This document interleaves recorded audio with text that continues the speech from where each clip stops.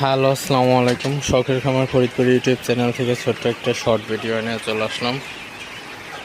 তো আজকে সকাল থেকেই প্রচুর পরিমাণে বৃষ্টি হইতেছে। এক কথায় বলা চলে যে মুষলধারে বৃষ্টি হইতেছে।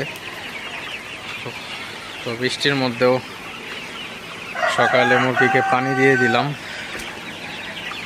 আসলে বৃষ্টির মধ্যে পানি পুনি তো আসলে অনেক ঝামেলার, তো তারপরেও দিতে হবে।